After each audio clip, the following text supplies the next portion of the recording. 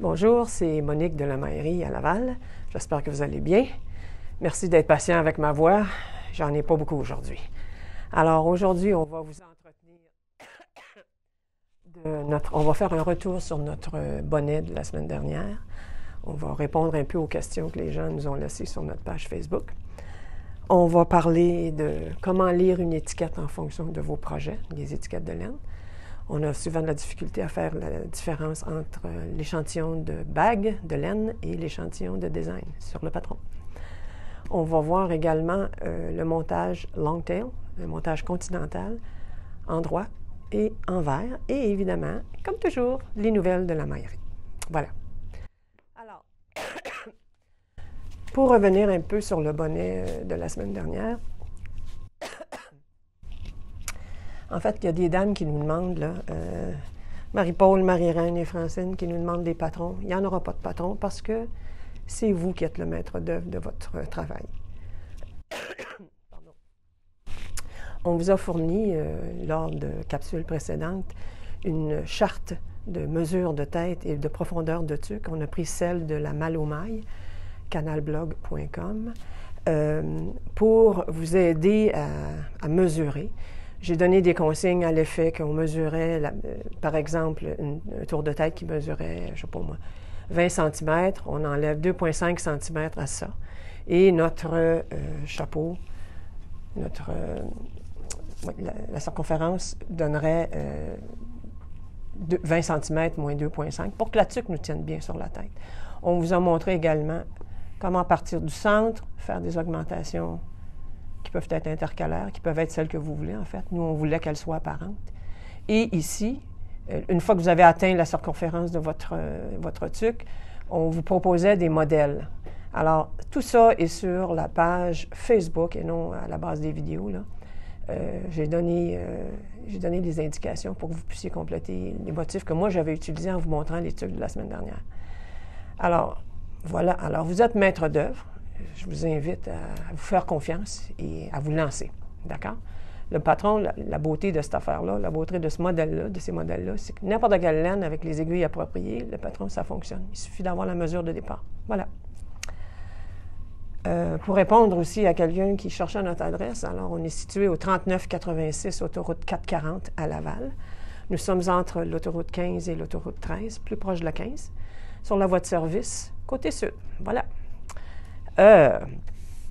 Maintenant, on passe à comment lire une étiquette. J'ai ici, je ne sais pas si tu peux t'approcher, Claudine, une façon, j'ai copié des modèles.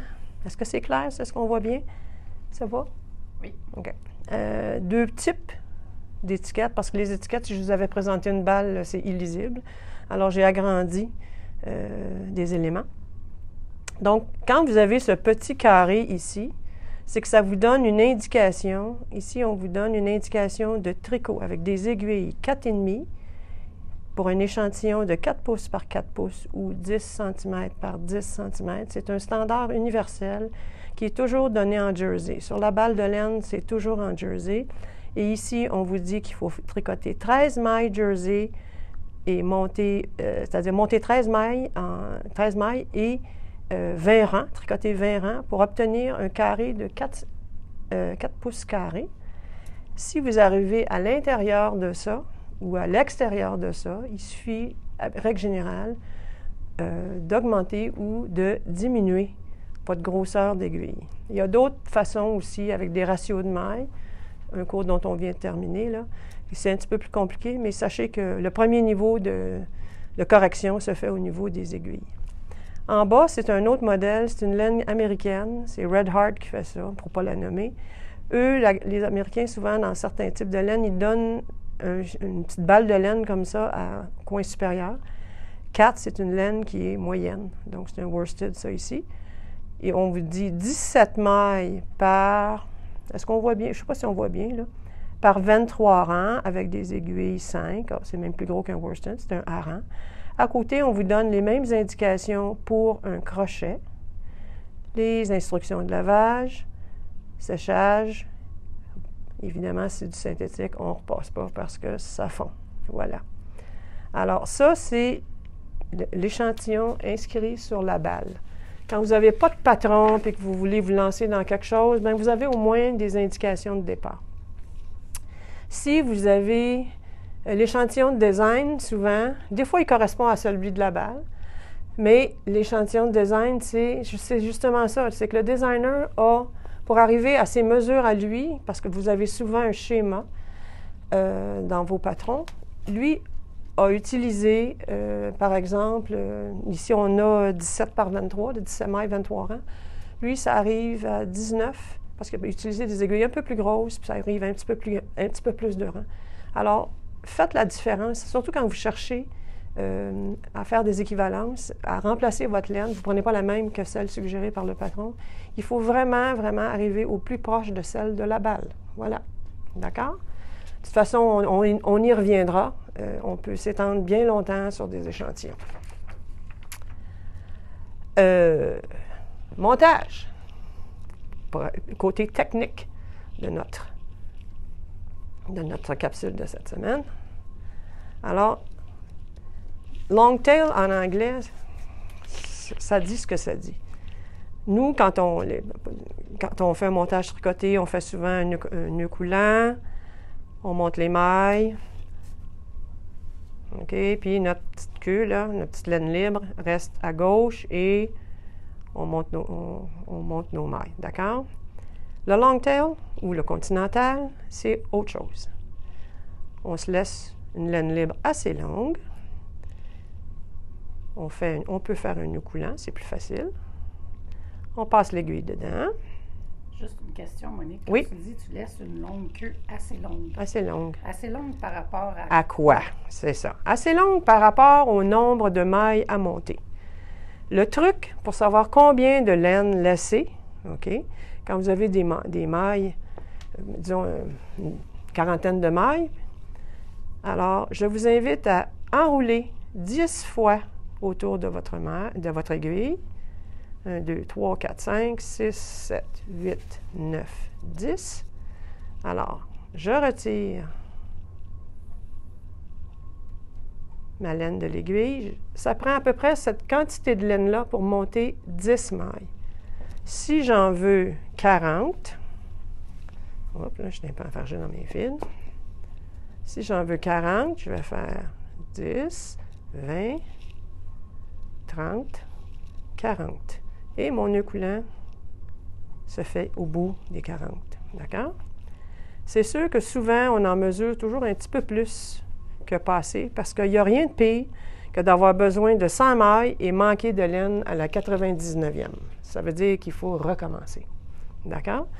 Alors là, je n'ai laissé vraiment plus que passé. On en a assez pour au moins 50. Là. Ce qu'on fait maintenant, on place la laine de telle façon à ce que la laine libre soit loin de vous et que la laine de travail soit près de vous. Et vous vous placez comme ceci. Alors, on passe le pouce et l'index entre les deux. Avec majeur, annulaire, auriculaire, on ramasse le reste de la laine et on ouvre. D'accord? On peut identifier les positions aussi. Alors, position 1, 2, 3 et 4 qui est ici. Pour faire une maille à l'endroit, on tient un petit peu notre maille déjà de départ et on passe sous le 1, sur le 3 et ça crée une boucle, c'est-à-dire qu'on passe dans le trou et on tire sur la boucle. Je reprends et on se remet en tension. Ça, c'est le côté le plus difficile. Une fois que vous avez saisi, là, il y a une mémoire cellulaire qui s'opère et vous êtes capable de faire ça les yeux fermés. Alors, sous le 1, par-dessus le 3, en dessous de la boucle, et on tire. Alors, on passe en dessous de la position 1, par-dessus la position 3, et on tire une boucle. Voilà. Maintenant, envers, là, ça se corse. Parce que on est toujours dans la même position, d'accord? Mais on part en dessous de 4, par en dessous de 2, et on tire la boucle de ce côté-ci. On recommence. en dessous de 4, en dessous de 2.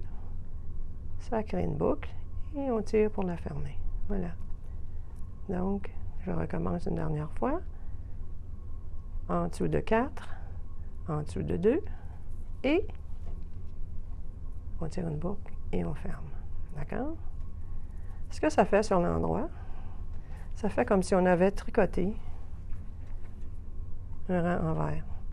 Alors, si votre patron nécessite un départ très, très net, le long tail, c'est peut-être pas la meilleure solution. Il y a d'autres montages qu'on pourra vous montrer au fil du temps. Mais sachez que c'est un montage extensible, intéressant, parce qu'il va vite. On aime ça. Alors, voilà. C'est l'aspect technique de cette semaine. D'accord? Maintenant, la semaine dernière, je vous avais montré à l'occasion, parce qu'on avait reçu la bulky de Estelle.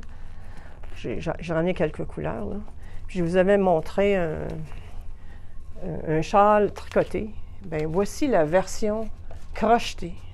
Franchement, là, c'est Micheline encore. J'en ai parlé, mais je ne l'avais pas avec moi. C'est Micheline encore qui nous l'a tricoté. 2 soirées. On aime ça, les projets comme ça l'été. Hein? On aime ça, les projets tout le temps, comme ça, mais spécialement l'été parce que ça va vite. Puis bien qu'il soit assez charnu, hein, parce qu'il y a une composante, la laine est assez grosse, ça se tricote avec des nœuds. 3 balles pour faire ça. Regardez-moi ça. Camping, autour du feu, on aime ça. Hein? 3 soirées pour le faire. Voilà. Alors, beaucoup de couleurs en magasin. Patron dans ce... Voici d'ailleurs, c'est celui-ci. Hein? Voilà. Alors, pas très, très difficile. C'est parfait pour une débutante, zéro problème. Alors, en magasin, n'importe quand. Ce sont nos nouvelles de la semaine. À la prochaine. Bye!